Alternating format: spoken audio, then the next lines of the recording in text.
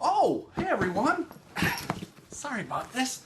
Hey, I just wanted to let you know there won't be a new episode of Shut Up and Watch Dice Hate Happens this week because I'm packing up and getting ready to head out to BGG CON in Texas. Why, I got my boarding pass printed, I got my hemorrhoid pillow packed, I'm all set to go. I'm so excited to meet up with all my friends from the gaming world like Scott Morrison and Peter Paulson and even Michael Coe with his kids and his elderly grandfather. So, without further ado... Oh no.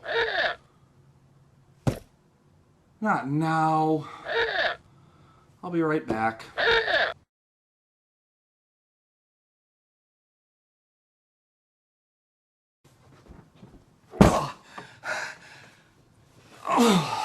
Sorry about that, folks. It looks like I got my first batch of viewer mail. I was not expecting it today, but as you know, I'm contractually obligated to finish all viewer mail before I can leave the house. It's one of those things. So, let's see if we can get through it. Alright. Here's the first few off the top. Allie McGorrin's Tooth writes, Dear Chris, I love playing Small World with my husband and wife.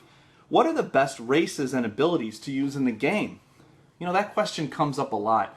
Small World's such a great game.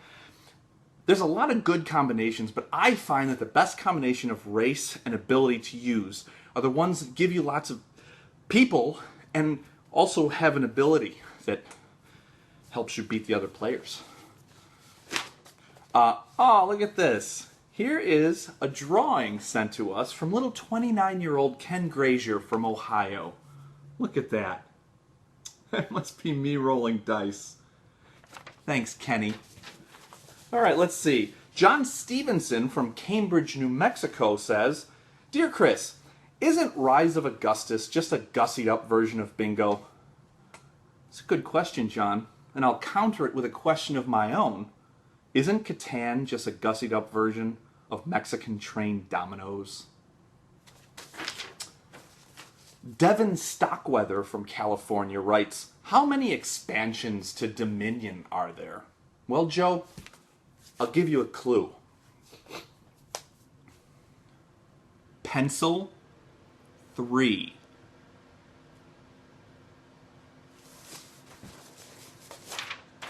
Oh, here's a letter from a gaming group, the Alpha Dog Gamers of Altoona.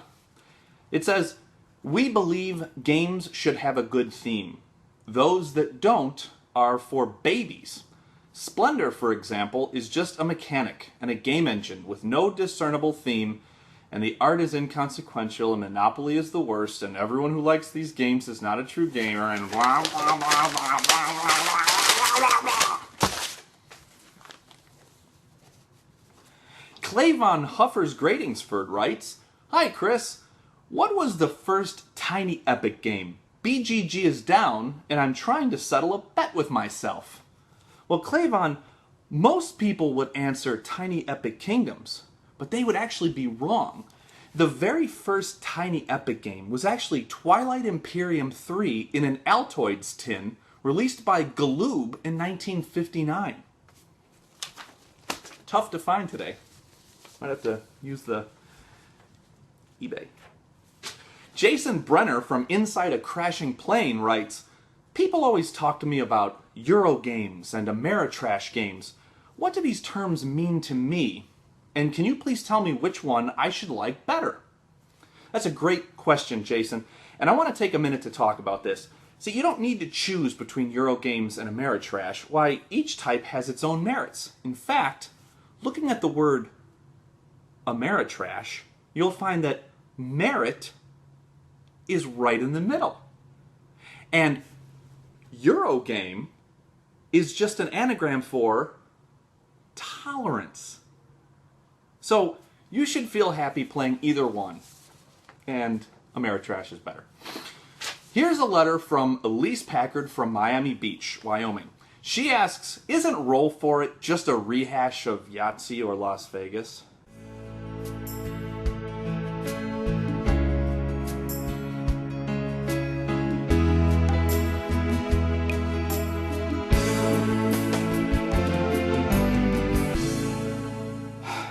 You know, you can unsubscribe to these videos anytime, Elise.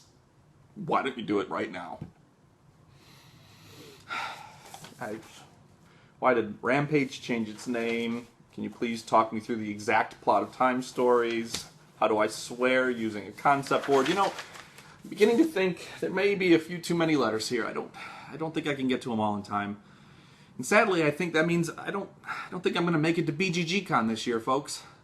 I'm really disappointed too because I had a great interview lined up with Eric Lang about his new Kardashians dice game, but I guess Warwick Martin's going to get that one. Exclusive. Well, for those of you at BGG CON, have fun, play a lot of great games. Don't get any paper cuts on the cards. And that reminds me, keep an eye out for that Rodney Smith. He's got crazy eyes. Anyway, for the rest of us, tune in next time for another episode of Shut Up and Watch Dice Hate Happen.